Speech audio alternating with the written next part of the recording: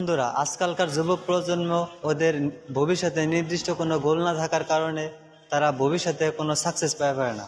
তো আজকে আমি কিছু সংখ্যক লোকদের জিজ্ঞাসা করব যে তারা ভবিষ্যতে কি করবার চায়, কি করলে তারা ভবিষ্যতে সাকসেস করতে পারবে। তো যেমন এই যে একটা ভাই বসে আছে, আসেন ভাই। আসসালামু আলাইকুম। ওয়ালাইকুম আসসালাম ভাই। ভাই আপনার নাম? ভাই আমার নাম নাই। নাই। আপনি কিসে পড়েন? ভাই পড়াশোনার কি বলবো, এই 8 ফেল। 8 ফেল। জি ভাই। তো আপনি ভবিষ্যতে কি করতে চান, মানে আপনার ভবিষ্যতে প্ল্যান কি? প্ল্যান ভাই, ক্লাস 8টা পাস করতে পারলাম না, আবার প্ল্যানের কথা কি বলবো। আর একটা দাঁড়ান দাঁড়ান দাঁড়ান ভাই, ভাই আপনার নাম কি?